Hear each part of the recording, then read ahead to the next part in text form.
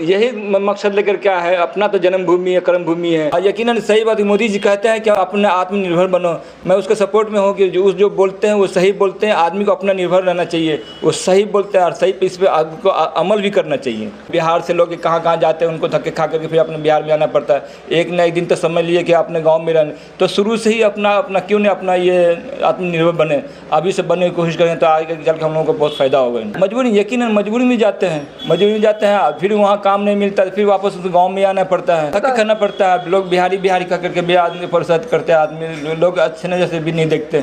इसलिए अपना बिहार को अपना मजबूत बनाने का मजबूत। वर्तमान सरकार से यही अपील करना चाहता हूँ कि हम लोग मध्य वर्ग से आते हैं, हम लोग आगे कुछ अगर करना चाहते हैं, अपने आत्मविश्वास करना, अपने आत्मनिर्भर होना चाहता है, मुझे सरकार से मुझे कुछ हेल्प चाहिए, मुझे मदद चाहिए, हम लोग भी थोड़ा आगे चल करके सही बन सके। मोदी जी से यही कहना चाहते हैं कि मोदी जी हम लोगों के गरीब मध्य जो छोटा व्यवसाय लेके बैठे हुए हैं, कम से उस पर ध्यान दीजिए, खास करके हमारे ऊपर ध्यान दीजिए। इसलिए कि हम अभी नया काम शुरू किए हैं और हम बहुत सारे स्कोप लेके चले हैं कि हम आगे चल करके मतलब सिलाई सेंटर भी खोलना चाहते हैं। हमारे पास में वो भी इंश्योरेंस है। मुझे सिलाई सेंटर खोलने के लिए मुझे हेल्प चाहिए, मुझे कहीं से कुछ सुराग नहीं मिलता, मुझे कहाँ से मुझे हेल्प मिलेगा, मुझे कुछ रास्ता नहीं दिखाई दे रहा। फिर ये करना चाह रहा हूँ कलवाई वासी से कि मुझे सेवा का मौका दें और स्क्रीन पर जो मेरा नंबर चल रहा है वही यही मेरा नंबर है, आप मुझे कॉन्टेक्ट करें। जितना हो सके मैं आप लोगों का अच्छे से अच्छे सेवा कर सकूं ताकि हम आप आत्मनिर्भर बन सकूं।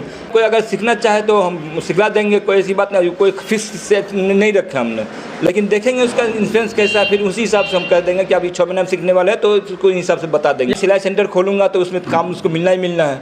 सरकार से मुझे अगर हेल्प मिल जाएगा तो मैं सिलाई सेंटर खोलूँगा तो मैं उनको काम दूंगा ना।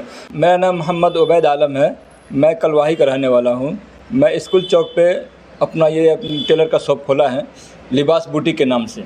इससे पहले आप क्या काम करते थे? इससे पहले मैं सिलाई का ही काम करता था, लेकिन शहर में पूना में मैं रहता था। कितने वर्षों से आप पूना में रह रहे थे? पूना में लगभग 5-6 साल वहाँ रहा, वहाँ मैं मास्टरी करता था। अभी मैं सोच रहा हूँ कि अपने गांव में ही अच्छा सा टेलर की दुकान का स्टोर चालू करना चाहिए, अपने गांव में सेवा करना चाहिए, अपने गांव में ही सेवा देना चाहिए।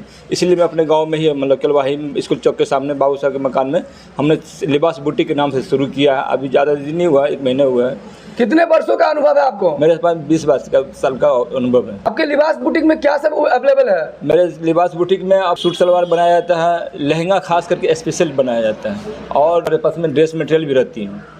अब कोई अपना कपड़ा लेकर के आएंगे तो उनको उसको भी मैं बना के दे सकता हूँ। आप टेलरिंग का भी कोर्स करवाते हैं? जी, अब कोई अगर सीखने के मतलब है तो हम सिखलाएंगे भी। मतलब ऐसा जैसे बहुत सारे लड़की सब अगर सीखना चाहते हैं कि भाई हमको कुछ हाथ में टेक्निक हो जाए, अपने ऊपर निर्भर रहूँ, मैं कुछ सीखना चाहती हूँ, वैसे लोगों को हम हेल्प करना चाहते हैं, उसको हम मतलब सिखाना चाहते हैं, सिखाने वाला काम कर सकते हैं उसको, ताकि उसको भी लगे कि मैं जहाँ भी गए काम मुझे सीख के आए तो मेरा भी कम से कम नाम ले हम।